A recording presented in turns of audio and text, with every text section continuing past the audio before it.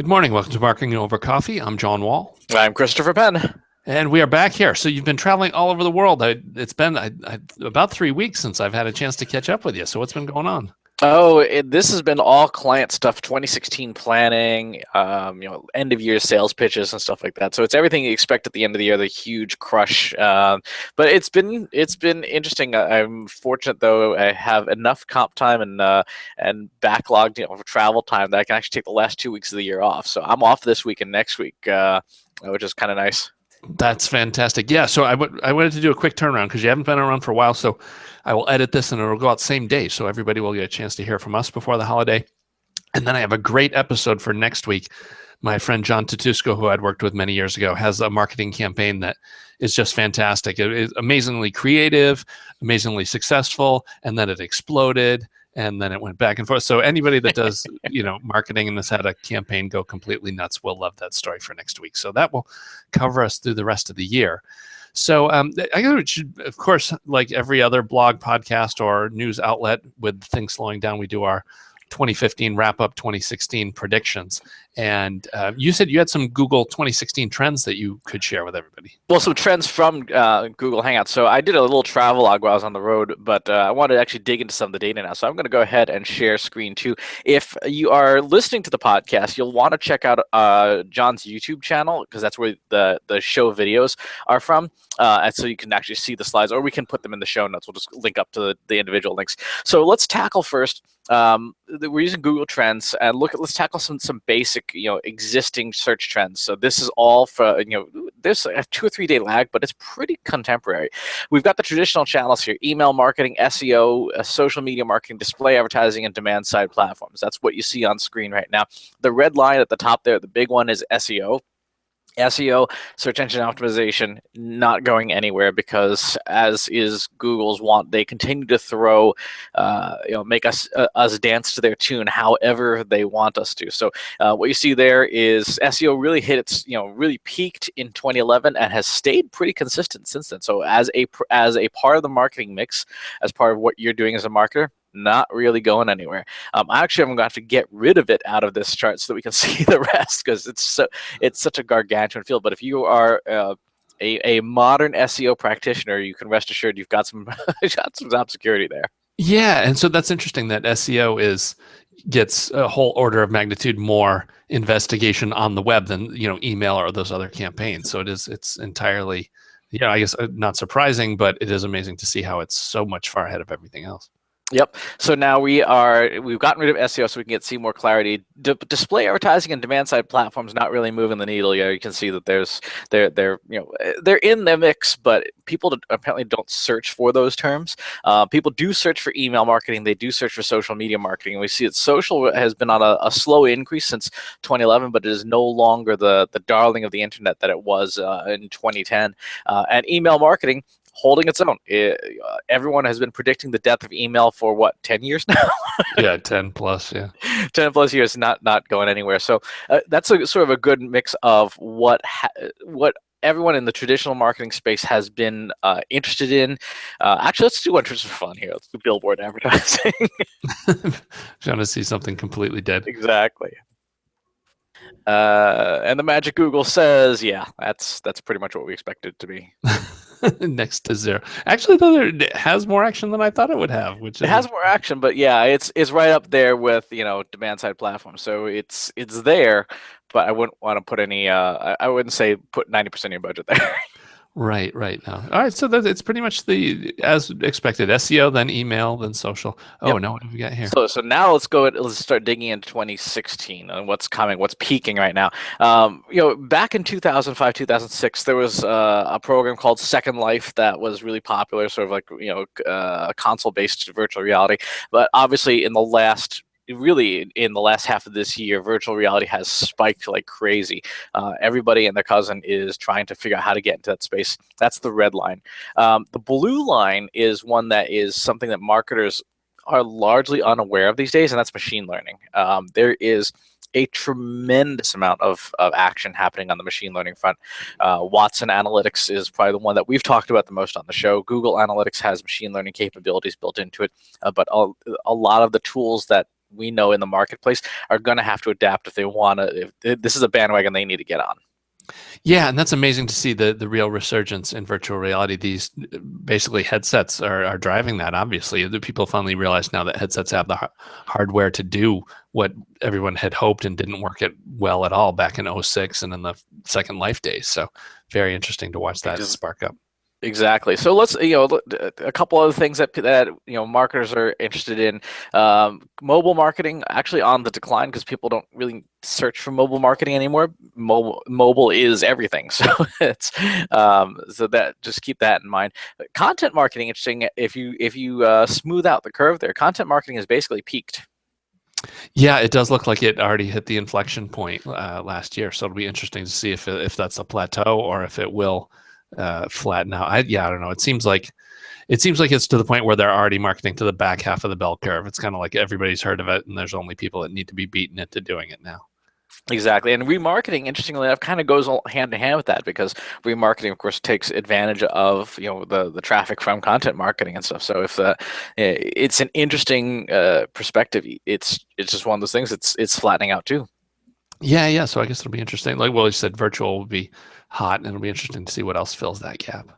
Yeah, and so place your bets on the specific technologies. This one I thought was really interesting. So Internet of Things and Google Cardboard are running parallel right now. So if you had to place your bets, Google Cardboard's a heck of a lot easier to create content for. Yeah. No, and Internet of Things, I don't know. A lot of hype, but I think it's a couple more years before it really becomes generating ROI. Yeah, and I will say with Google Cardboard, they were so incredibly smart. They got in front of the Oculus curve by mailing out 1 million headsets in the New York Times and stuff. And they can at what basically $2 a headset, if that. So they beat Oculus to the punch. Oculus will still have a huge launch next year, but Google is already in the marketplace.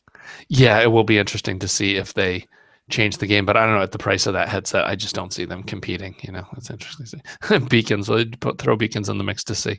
Yeah, so Beacons. When I looked earlier, Beacons are kind of that green line there. So they kind of have a little bit spikes and ups and downs, but they're right around. They're not trending upwards, and the reason for that is that they are such a pain in the butt to deploy.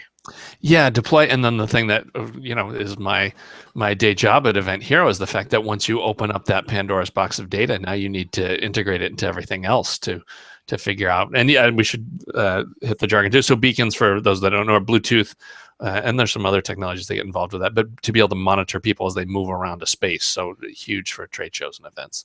Yeah. So who owns the Internet of Things? Arduino. The Arduino board, by far and away, is just this massive computing platform. Let's actually put Raspberry Pi in there. Raspberry Pi running on the Arduino board. Well, no, they're separate boards. Oh, is that a different board? Oh, they are indeed separate technologies, and they're they're neck and neck. So if you had to pick one, the one that is more versatile that you'll probably get more juice out of would be the Raspberry Pi. Arduino is a little more complicated to use because you have to do a hefty amount of programming with it. Whereas the Raspberry Pi, you can actually run a version of Linux, a Linux desktop on it, and access it that way. So I've dabbled with both, and Raspberry Pi is definitely the easier of the two. But if you were going to experiment with the Internet of Things in 2016, these are the two technologies that you're going to be doing it with. Yeah, how about the per unit cost? Is Arduino cheaper than Raspberry Pi then? Or? Arduino is cheaper. Actually, no. Now they're about even because Raspberry Pi released a new unit, the Zero, which is a $5 computer, and the Arduino boards are like $5 to $10 each, depending on the model you get. So there is a tremendous amount of competition, and as marketers, if you're doing any kind of events, any kind of trade shows, any kind of whatever, these are the machines to look at. I was playing with my Raspberry Pi the other day. I was able to get the Epiphany browser is what's built into it, and I was able to get the Signal Labs dashboard up and running inside the browser. And this is the $20 model, but this computer is so small that I can plug it in. I can literally duct tape it to the back of an HD TV and drive a 55-inch display with it, which is just crazy. Yeah, right. No, that's exactly. You can put these all over the place, and like you said, just tape it on the back, plug it in, and you've got now a mobile dashboard you can set up any place. Yeah. So there we go. There's the box.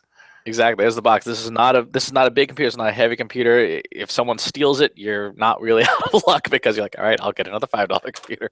But yeah, so I mean, those are kind of the big trends for this coming year. If we're talking about and looking at where to invest your time, if you're going to go the Internet of Things route, you're going to definitely want to play with some of these technologies. If you're going to go the VR route and create, immersive content, make it for Google Cardboard, which is basically make it for YouTube, because YouTube supports 360 and VR now out of the box.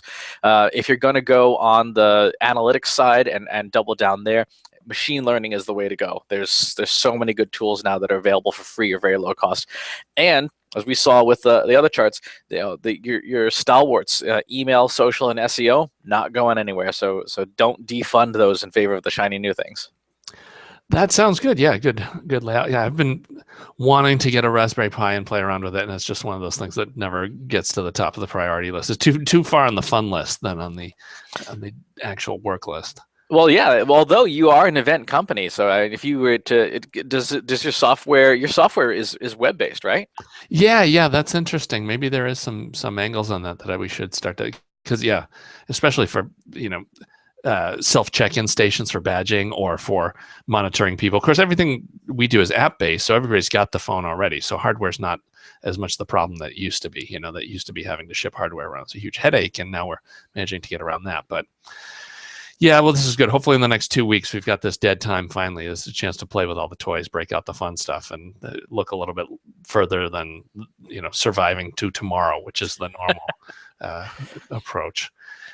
Let's see. Also stuff on this was a question I wanted to throw out to you. And this is putting you on the spot. You may not even, in fact, we'll see if your answer is the same as mine. Tim Street was asking about getting more data out of Amazon. This is something that everybody at some point kind of is like, oh, wait a minute. If I could get a piece of that, you could be extremely wealthy. And of course, my answer is, no, that's, the whole reason why they do that is because they don't have to share anything. But have you got any tricks or angles that you've used to get data out of Amazon? So getting data out of Amazon, no, I've not really worked with the. They have a gigantic, huge API, and there's a lot of data to be had out of it. If you haven't checked it out, if you missed it over the holiday sales season, one website you should definitely check out is camel.com. It's spelled exactly as it sounds. They hook into the Amazon API on a per product basis to track pricing changes. So like when it was leading up to, and you can use this for the after Christmas sales since we're going to roll the show today. You can see, is a product actually a deal or not, or did the retailer jack up the price in the weeks before Black Friday to offer a magnificent 70% off, so that's the exact same price you paid in July. So there's a lot of data available inside of Amazon's APIs. It just requires API capabilities. If you are interested in tracking and inferring data about stuff that you're selling on Amazon from your website, the way to do that is actually with Google's Tag Manager software. It's a free software package that allows you to basically set goals and track clicks on anything on your site. So, for example, if you've got B2B marketing confessions on your website, you would set and the outbound link goes to Amazon. You would set a click on that link as a goal in Google Analytics, and then later on, you pull your sales records from say November 2015 on Amazon, and say, okay, I sold X number of books, I got X number of clicks, therefore each click is roughly worth X number of dollars from the book sales. So you can infer reasonably well what your Amazon performance is from Tag Manager's click tracking. Okay, but of course the API doesn't have historical sales. That's the gold mine that everybody wants to see, which products are moving the most. And I've even seen there's folks that literally, go scrape, find a top 1,000 item, then just have somebody on Alibaba make it for $5 less and put it for sale. And you can, I've heard tales of people making $1 million. Of course, that lasts for, 20 minutes until, somebody else shaves another nickel off of it. But you only need to do that a couple times. Exactly. You can do that. I mean, that is inside their API gateway, and it's really amazing when you look at the pricing of Amazon's API. Amazon's API is $3.50 per million API calls. So you can, granted, there's millions and millions of products on this. If you're going to be scraping this every day, the money will add up. But if you are doing it for just a handful of items that in a niche you own and very well, you're going to pay $4 a month. Oh, that's not bad. So yeah, you could get in and at least do historical tracking and figure out what the trends are, what's hot, what's moving. At least get some idea of what's going on. Exactly. All right. Well, talking about plowing through tons of data for an advantage, we have to thank our friends at Infer for sponsoring the podcast. You can stop wasting your time with bad leads. Use Infer for predictive scoring to automatically recognize high potential MQLs. You can check out predictive scoring yourself. Head on over to infer.com/MOC and watch how with just an email address, Infer can uncover thousands of signals about you and your company to determine if you're a good fit for the product. If you score over 80, you'll be entered to win a pair of custom Nike running shoes. You can predict winners with Infer. And yeah, they've got a lot of stuff going on coming up for Q1. And so we will have a bunch of stuff for you in the next couple of weeks. But we want to thank them for their support the past 2 quarters and making this a great year for everyone and allowing us to provide this content for you at no cost. Our gift to you for this holiday season. You're welcome. All right, let's see. I also had Black Friday stats, just short of 1 billion on mobile. More interesting than that one was Amazon taking to the air, supposedly talking about leasing a fleet of planes so they can handle the holiday overage themselves. I know it's pretty common. I'm always tacking a day or 2 onto Amazon shipments this time of year. It rarely arrives on time, and understandable given how most of the world is last minute. But what do you think? Will this actually work for them, and can they make it work? Is it the right thing to do? Airplanes, here's the thing. Airplanes are really expensive. They're expensive to buy, and they're very, very expensive to operate. So for now, I think it's probably a stopgap measure. The big thing to keep an eye on, and we saw this on the consumer side just a couple days ago, is the drone revolution. Amazon is test piloting out a few of its cargo drones that can move stuff over reasonably short hauls. That, and the other thing that will probably significantly impact Amazon's business for the better, probably not 2016, but definitely 2017. Are going to be autonomous trucks, the self-driving trucks. Because if you can get a fleet of 1,000 self-driving trucks that never need to eat, sleep, stop, etc., all they need to do is refuel, Amazon can create a distribution network, and they've got the computing power to be able to drive something like that and to optimize routes and stuff. And Google's in the same boat, Facebook's in the same boat. So I would look for that more than anything. It would not surprise me in this time next year for someone to have spotted an Amazon branded, self-driving truck going down the road filled with stuff. Yeah, that's a great point, because it's not that much of a difference. A self-driving truck now, it can roll. It doesn't need to stop at all. You get all the way across the country in a day and a half without too much trouble. So, yeah, I can exactly see that coming up. And unfortunately, it'll be another huge shock to the economy as drivers basically get kicked to the curb, because that's just another. It's the worst of all worlds. Like, not only are they, just less expensive, but it's also the safety record is ridiculously higher. The only threat to a self-driving car is being rear-ended by a human, as far as I've seen. So, yeah, I think about this. I just plotted from my office, the Newton office, to the San Francisco office by car or by vehicle is 3,090 miles and 43 hours without traffic. So Amazon could basically do a 2-day shipment by autonomous truck from one coast to the other. Right. Or even crazier, have the truck full of drones and just pull into a field when it gets to the Boston area and then launch the drones. Yeah. Yeah. See, this is the thing. People are like, Skynet's going to kill us. No, Skynet's going to sell you stuff. Yeah, right. Well, and that with so much stuff about machine learning and artificial intelligence, like anybody that's ever programmed anything knows that, like, you don't finish your program and it doesn't just spring to life and get smarter. Like, you're lucky if it works after the first 30 attempts, So the fact of it immediately deciding that we're due for extinction, I think there's still some time on that. Because this is like famous last words, right? Too. This is kind of stuff that people will be quoting as we've been wiped out a few years from now, I guess. But we'll just have to see how that all goes. But you had a link you shared a while back about CloutScore in an academic paper. I was kind of surprised. They laid out a bunch of their proprietary stuff as far as how CloutScore works. But I guess I also have to say I haven't seen too many people getting too excited about Clout recently, so that could be part of that. I think that's part of it. And also, if you don't know anything about the mathematics behind influence scoring and recursive algorithms, stuff like that, this paper is not going to be super helpful to you.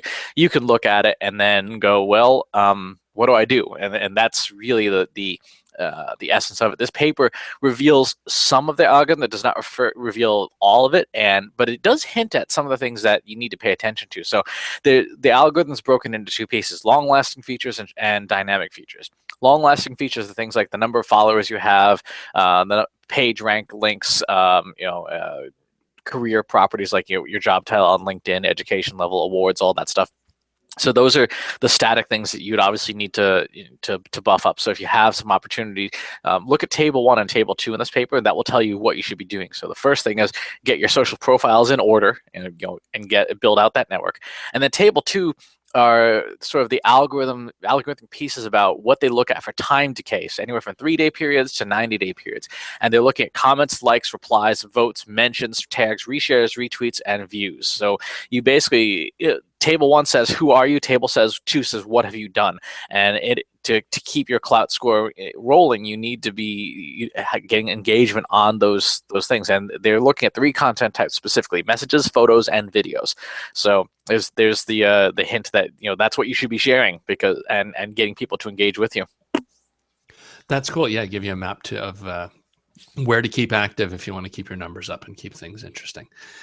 A few other just random links you can check out in the show notes. We've got Li-Fi, laser-based Wi-Fi, where just light bulbs would be delivering high-speed internet, a lot more effective than Wi-Fi as far as bandwidth. And of course, if you're blocking the light waves, you're out of it. So it's a little more secure than Wi-Fi. So you can check out that technology if you want. I have no Super Bowl for GoDaddy. There, you could say maturing, I guess, would be the right word for that, with their big ads.